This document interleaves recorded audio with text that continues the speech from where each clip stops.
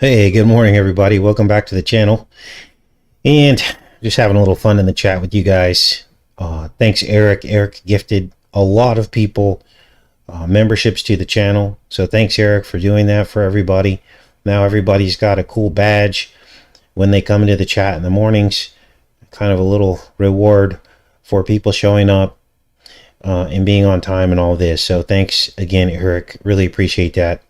Now today is kind of a weird day today because today is 10/4, October 4th, with 88 days left to go in the year. Now here's what makes this day different than others. The time on the clock in the clock tower in Back to the Future when Marty went through time was 10:04. Now if you type in 10:04 and into Google and you try to find out, that the clock tower said 10:04, it is very hard to find these images. You're only going to really see these images here or if you actually watch the film. But here's Doc Brown on the clock tower holding on to the hands of the clock, and at exactly 10:04 Marty jumps through time. Here's a screenshot showing the hand of the clock hitting the 4th minute of the 10th hour. And this is when Marty jumps through time. Now, what's interesting about this is that once Marty passes through time and ends up in the future from that point in the 1980s, he crashes into Trump, the false prophet. Reverend John Crump, which of course is Trump. Now, just before Marty passes through time in a hail of fire, we get the double cross in the street on his path to the other side. Now, once he reaches the other side, the DeLorean is frozen. So we have this fire and ice scenario, don't we? In the background here is the false prophet Trump on this movie theater, as I just showed you. Unbelievable. Now, what else is going on in this scene? Well, there's a lot going on, because as soon as Marty passes through and ends up under the Assembly of Christ and comes out of Reverend John Trump or Crump, there's a bum laying on a park bench. The bum is laying on a park bench that reads California Raisins. He's covered in newspaper. And the song that's playing in the background, which I'm not going to play, of course, for copyright reasons, is Heaven is One Step Away.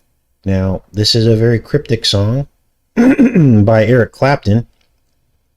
Here are the lyrics here, and he talks about trying to find heaven, and instead, he found the dawn.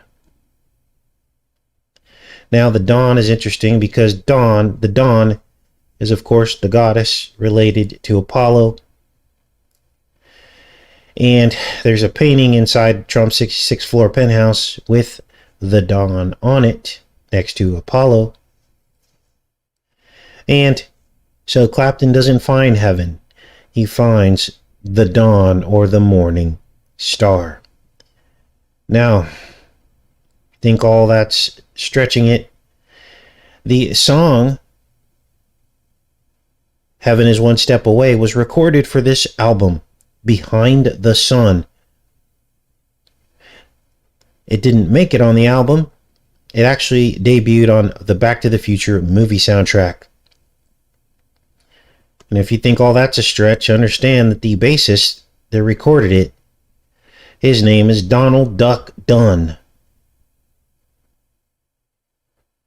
And it was recorded under Duck Records. So, what's this all about? Well, we could follow this rabbit hole down many levels, but we're not going to today.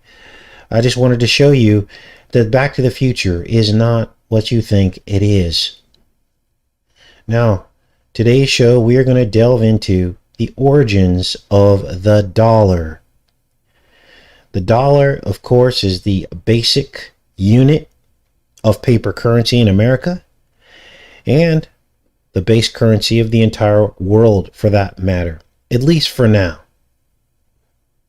We're going to break down the etymology of the word dollar, where it comes from, what it means, and the occult meaning behind it.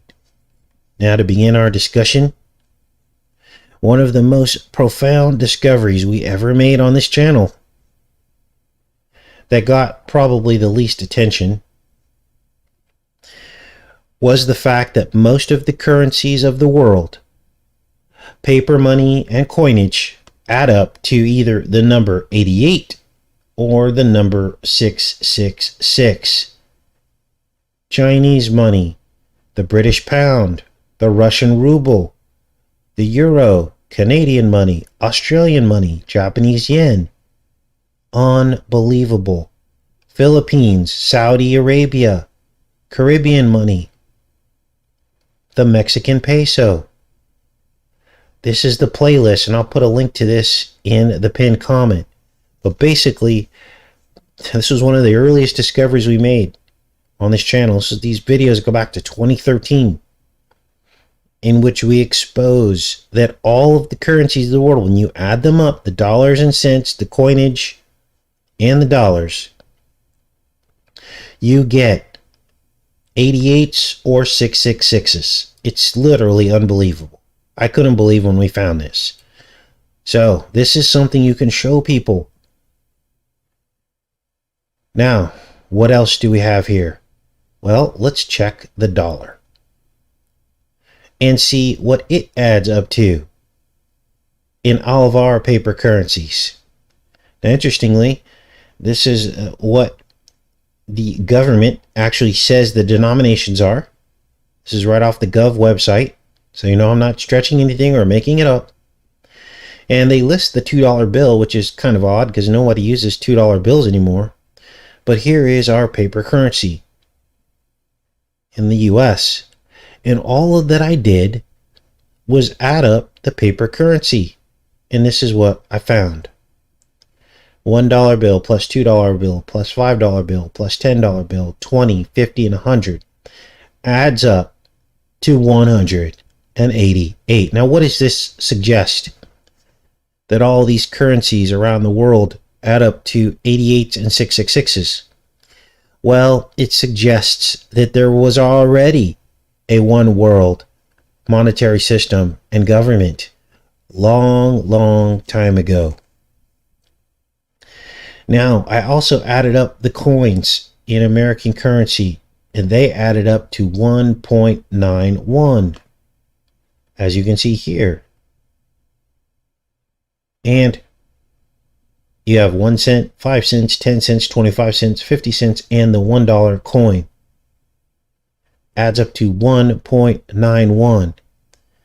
And this is probably why this 19 mirror, because this is what this is, it reads 19 both ways.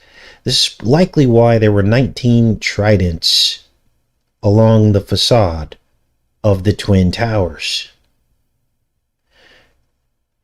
So, now that we know these occult numbers make up the U.S. monetary system and the worldwide monetary system, we can see the continuity between all these currencies that have been going on for a very long time. So now let's get into the etymology of the dollar and where the word came from. Now, this is admitted, this is mainstream knowledge, that the word dollar came from the shortened version of Joachim Staller. Joachim and Boaz, the two pillars of Freemasonry. The Joachim Staller, shortened to the word thaler, T-H-A-L-E-R. And this first silver coin from Bohemian crown. Now, for many years, as I was studying the dollar, because I was really interested in it to see what it was all about, this is where the trail ended for me, because I assumed that we had exposed something looking at these Bohemian Grove roots of the dollar. So I thought that this was already profound enough, and that's where the rabbit trail ended for me. But then something told me to keep digging, and I found something even more sinister. The thaler, here it is right here, more coins shortened to thaler, large silver coins minted in the states, territories of the Holy Roman Empire, early modern period. Dollar from Jacobenstal, Bohemia. And then they talk about the dollar here. What was the original name? As you can see here, so you know I'm not stretching this. The dollar is the thaler, and it's the same thing. Well, there's more to it, because the word thaler or thaler has its roots in the word thallus. Now, what is a thallus? A thallus is a rootless, stemless plant. It's essentially a dead plant, but it's not really dead. It's kind of alive. It's like a zombie plant. Now, why do I say that? Well, thalluses generally are limited to algae, fungi, lichens, and some liverworts. So imagine a rootless, stemless plant, and essentially a dead plant living off of death, living off of other organisms, that reproduces through unnatural means, parasitism. Now, does any of this ring a bell for you guys? Who is the rootless hybrid who reproduces parasitically? Well, it has to be the green enemy, doesn't it? So, thallus grow out of the dead. They grow out of decay, and they communicate through what seems to be a hive mind. Now, years ago, we realized that the words honey and money sound like the same thing. And I think we were onto something. Because honey is money. It's basically the labor of the bees, isn't it? And it's gold. Comes out of the hive, and it's taken by larger predators, like wasps and other things, bears, who come in and steal the honey from the hive. Now, let's read a little bit about the dollar lichen. This is an article that I found on the lichen, and this is pretty crazy, because it says cells are primary elemental organisms that build up the multicellular organism by surrendering their individuality and autonomy to form an integrated federation. This is how they describe the dollar lichen thallus. Giving up your autonomy to be integrated into the federation. This is shocking. Now, what exactly is a thaler or a thallus lichen? Well, these lichen use cyanobacteria. It's actually, the definition of a lichen is a fungus and cyanobacteria working together in a mutualistic relationship. Now, if you look at some of these lichen, they look like flattened dollars, like real dollars. That's what they look like. They're green and flat with no stems, or leaves and roots. Let's see if there's any pictures in here. Here's one. There you go, right there. There's your dollar bill. And think of the occult meaning behind this that I just described to you. What is cyanobacteria? Cyanobacteria is blue bacteria. The word cyan means blue. The blue bloods. And in fact, Cain, the first blue blood, his name also is spelled K-A-Y-A-N. Cayenne, which means blue. The blue bloodline. Now, this article goes on to basically explain how the lichen form this mutual relationship. Again, fungus and bacteria. And I believe this is just metaphor for the twin spirits in one host body. They communicate with each other internally inside this mass of lichen. Now, if you think this is all crazy and none of this has anything to do with money, watch this. Because many of you know that lichen also sounds like another word, lichen. The lycanthrope, which is a werewolf. Here it is right here. Do you think that's an accident? What is a werewolf? It's half man, half wolf. It's a shapeshifter, a hybrid, just like the lichen plant. Now, we don't really know how these lichens communicate with one another. No one really knows. Some people have basically postulated that it might have something to do with a mycelial network, which is something a little bit different than lichens. But I think that the fact that the fungus and cyanobacteria communicate with each other inside the host body proves our point. It proves our point. And money seems to be the conduit to make that happen. Stealing your potential through a monetary system that forces you into behaving one single way, and that is buying into their system of education, job, working 9 to 5, basically directly opposed to the way God wants us to live, which is in nature and trading with each other, our love and our resources and our skills with one another. Instead, it all goes to the beast. And people are willing to do whatever it takes to be on top, sacrificing friendships, love, forsaking pretty much everything. Now, I'm going to leave you with this last study here. And this is creepy. They're studying the bees here to see if they would actually live inside of a mycelial network. And they're using this as a precursor to someday put humans inside these mycelial beehives.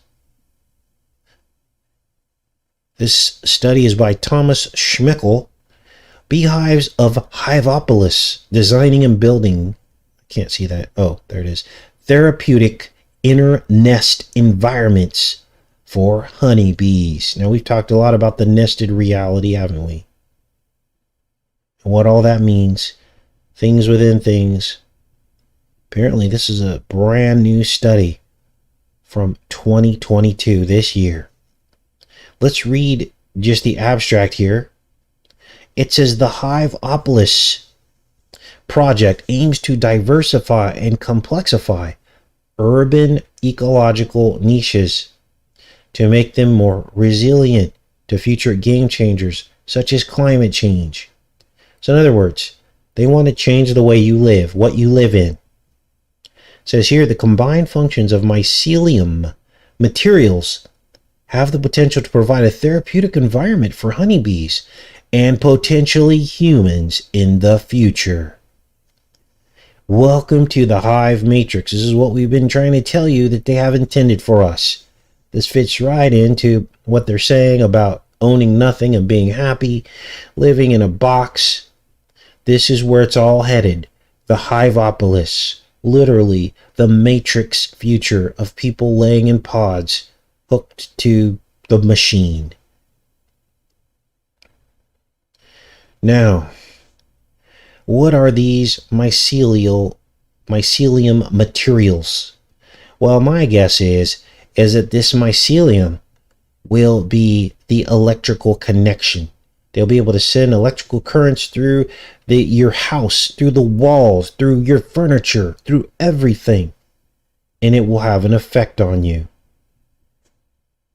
Let's read some of this because this is very, very important. Normally I don't read through these studies, but this one needs to be read. The characteristics that define a healthy environment have changed significantly over the human history. The miasma theory, an obsolete scientific theory, suggested that diseases are caused by bad air. Later, the discovery of germs as the origin of diseases led to the public perception of all microbes as pathogenic. As a result, humans' indoor lifestyle and their yearning for hygiene have set the goals for the design of buildings and criteria for the selection of materials for isolation. Wow! In addition, human activities, monocultures, and intensified agriculture caused the isolation of other living species from their co-evolved symbionts, e.g. through habitat fragmentation. A significant de-wilding activity is the exploitative domestication of wild animals, especially keystone species like honeybees. Among other pollinators, honeybees play a crucial role in conserving biodiversity in flora and fauna. Besides that, they ensure food diversity for human society. Commercial honeybees used in agriculture are affected by a rich spectrum of stressors, such as overcrowded positioning or long-range transportation of hives, and agriculturally applied chemicals. Honey and other bee products crucial to honeybees' well-being are also removed from honeybee colonies. In the meanwhile, cities are becoming megacities due to human population growth. This comes at the expense of diminishing forests, marshlands, and other ecologically vital habitats. Finally, several other essential habitat types are decreasing. So they're talking about the habitat decreasing, how we're going to fit in to and live inside of this world, our relationship with nature and the world, how we're affected by that. Now there's some pictures in here in which they use this mycelium to make beehives. Here's some of the pictures here. Look at this. Diversity of man-made beehives in natural honeybee nest. Medieval bee haven found in Roslin Chapel, Scotland. Keep going here. In nature, fungi takes the role of primary microbial decomposers, meaning they decompose material in the world's ecosystems. However, fungi can also be used not only to decompose, but also to compose new structures. Mycelium is the vegetative growth of filamentous fungi that bonds organic matter through a network of hyphal microfilaments, and it is currently a competitor of several synthetic materials. So, in fact, the fungi does have mycelial networks that are invisible to the human eye, confirming that the dollar, the thaler, the fungus, the lichen is basically a metaphor for the hive matrix and pulling you into that hive matrix. Now I'll put a link to this study. Some of you are probably very interested. You could do an entire video just off of this study. They're looking into hybrid construction methods for building more bioreceptive and bioactive beehives. Remember, the future of this is to put humans in this. They're studying on the bees first. They're talking about mycelial growth and communication through the mycelial network. Let's scroll down here because I know there's more pictures. I did kind of look through this. Here are some of the synthetic mycelial images. Looks kind of fiber optic, doesn't it? Whoa, this is the matrix. This is it right here. Topological operations for continuous toolpath drawing, hexagonal weaving, point bonding material, linear bonding area. Unbelievable. Welcome to the matrix, as I always say. This is the future. Here's some more images here. Artifacts produced with different methods. Infill feed, self-feed. This looks like a horror movie. Can you imagine living in something like this? Whoa. This reminds me of the scenes from the films Alien, where they would abduct the people and the aliens would put them inside of these like pods and seal them in like they were in a beehive so they could harvest them later. So they're doing hex weaving. They're weaving hexes on humanity in some of these pictures.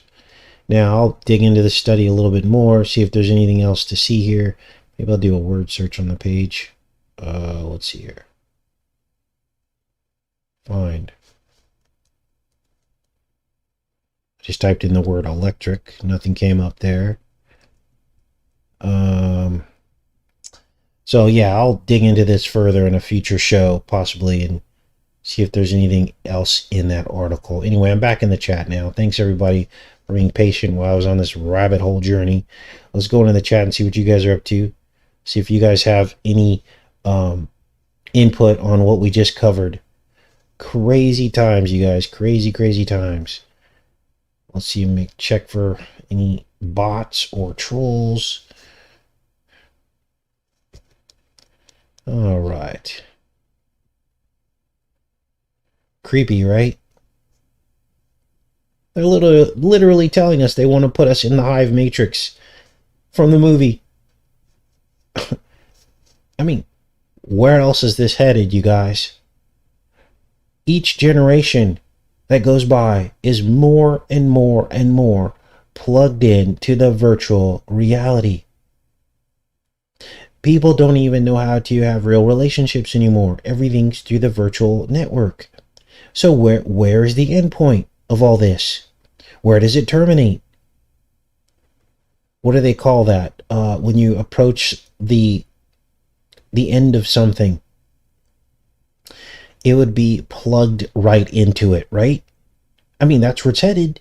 If you were to graph out the amount of electrical, interaction into the internet and all this, and you were to start that graph in the 1970s, and then basically end or, draw a line and measure the amount of time that people are plugged into the internet, we're fast approaching 90% of your day, except for the time at your sleep. And probably the next thing you're going to do is plug something into your brain while you're sleeping. For those that want to continue to be productive, right? Just plug you right in. You could work in your sleep as you're dreaming, taking care of bills and things in your sleep. This is what's probably going to come next. And by the end of it, people are going to be like, why even leave the house? What do you think this whole lockdown thing was about? It was a precursor to something much more serious. It was a test run. Let's lock everyone in their houses and see how long they can survive. Because at some point, that's going to be our life. We're going to live in boxes, basically laying in a bed or a pod with things hooked into us, taking care of all of our daily activities. Work from home, work from your brain, work from your connectivity. Then guess what's going to happen in those pods? They're going to be harvesting us on some level, right? And they'll control all of your interactions with other people through the net. They'll be able to stop any kind of dissent or anyone waking up to the Matrix going, you guys, this isn't normal. We're supposed to be outside. We're supposed to be doing other things. And as soon as someone wakes up to it, that person will be silenced. They will basically be turned off, or they'll get a visit at their door and unplugged from the Matrix. It's no different than the movie, you guys. It's no different. And the more technology and conveniences that we're given, the more people eat it right up. No one's questioning this. No one's questioning it. You know? So, what else is going on in the chat here? I think it's probably all cut up now.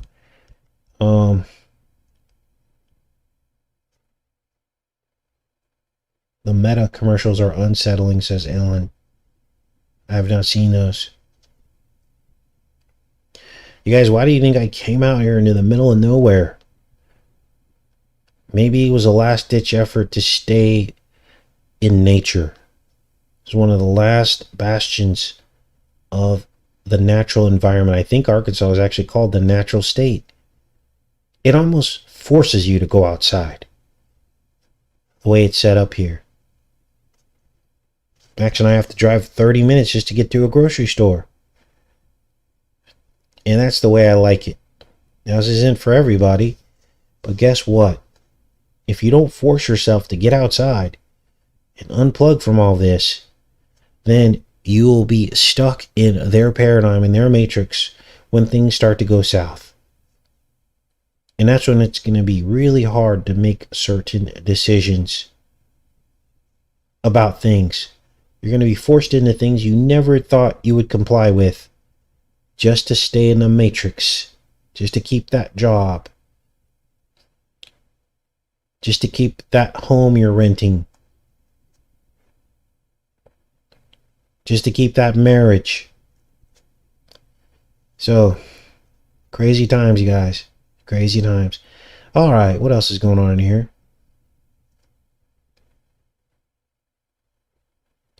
Now, this isn't hard. There doesn't have to be some huge revolution with bloodshed and all this. We just have to raise people's awareness about how they think about things. Yes, do not comply, Omerta. It's very, very simple. The problem is too many people are complying. We're building our own matrix prison. When Trump said 5G, 6G, and beyond, there should have been a protest. No, we don't want to be like China.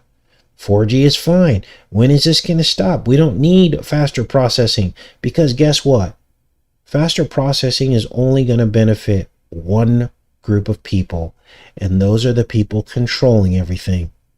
So they can have real-time surveillance and surveil your bank account in real time and turn you off and be able to identify dissenters through algorithms and immediately cut off your funding or shut down your YouTube channel.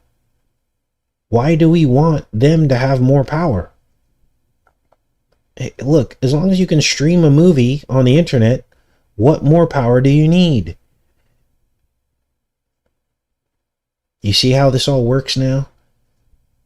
So, this is an information war. This is waking people up to this, getting people to go back to the natural. Getting people to go back to planting a garden or raising livestock, fishing, hunting.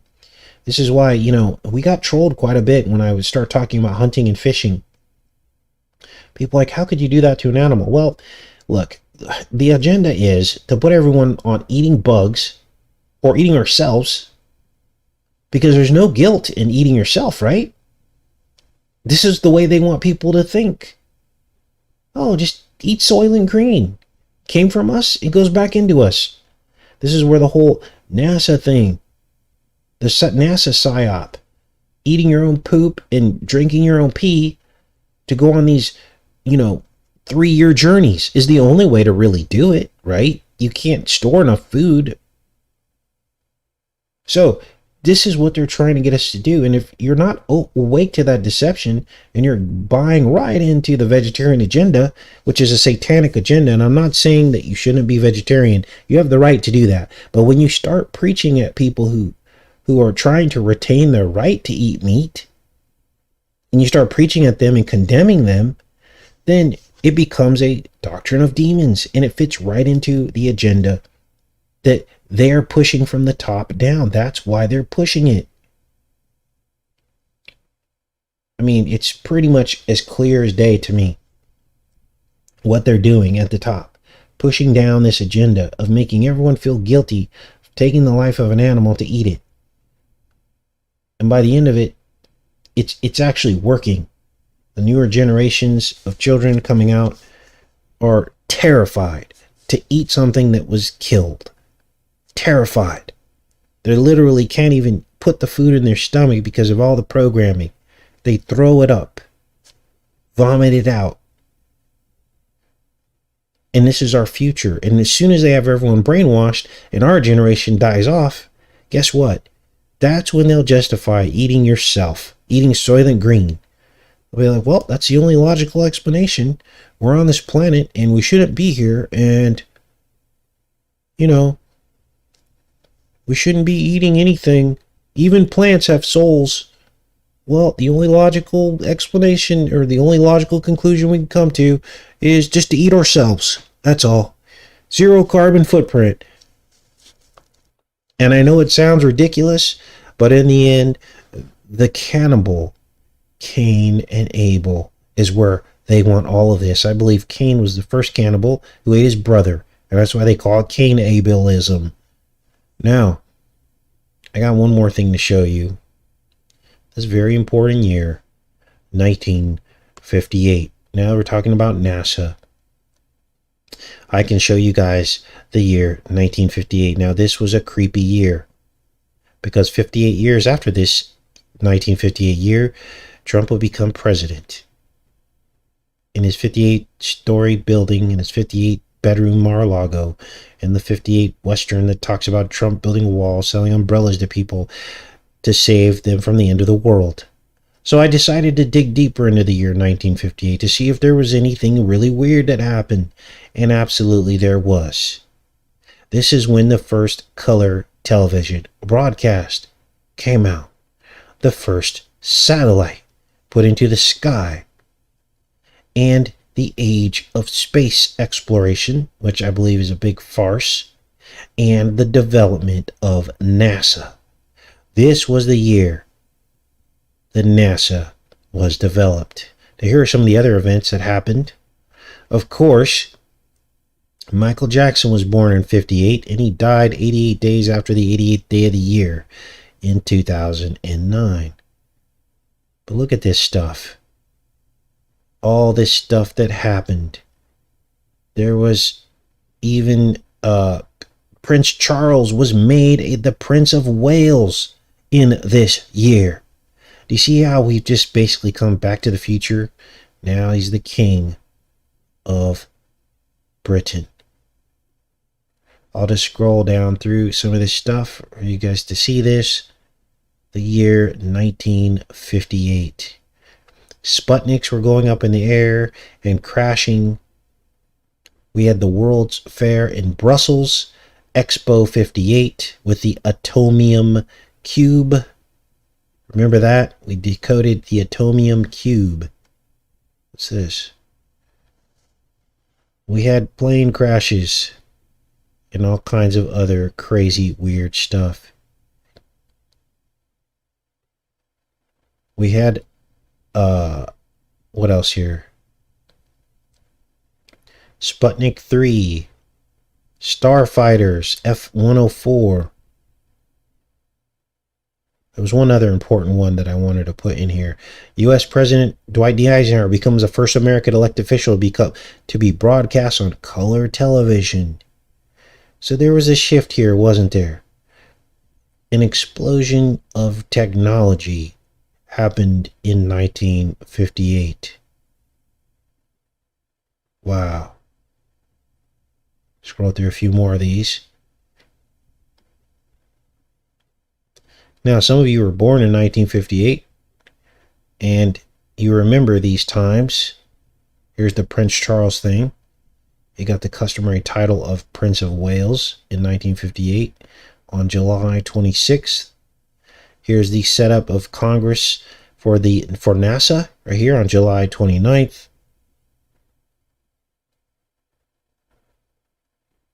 What else? So, there's something to all this, isn't there? I believe there is. October, let's see here.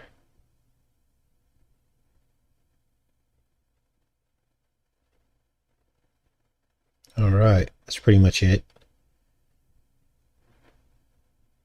Oh, here's the first computer video game. This is interesting. And guess where it was introduced at? Brookhaven National Laboratory, which we've covered at length. Let's take a look at this video game. This is kind of interesting. Ping pong, basically. I'm sorry, it's actually tennis. Let's look at this video here. This is actually the game being played. This was at Brookhaven. Look at this. Oh, 58 seconds long. Huh. That's just coincidence, right? They love their numbers. Here was the original remote control. This is almost, and I know this is technology, and I know that this is supposedly there's, a method to this, how this works, why it works. But imagine being one of the first people to see something like this. It almost looks spiritually possessed. A light crossing a screen that could be controlled remotely. Crazy, you guys. Anyway, I thought I'd share that with you. Let me go back in the chat here. What a day. Back to the future. All right. Okay, let's see what you guys are up to. Some of you were born in, one person said they were born in 54. Wow.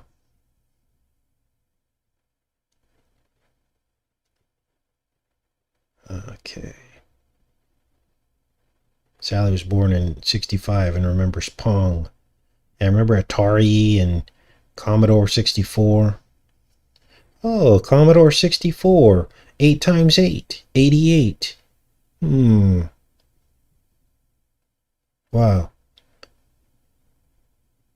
10-4. Yes, Christine.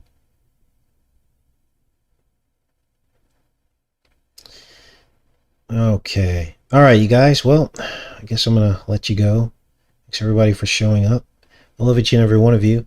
You guys have a great rest of your day. I think we're going to do Between the Headlines tomorrow. So I'll see you guys all tomorrow. Take care and be safe.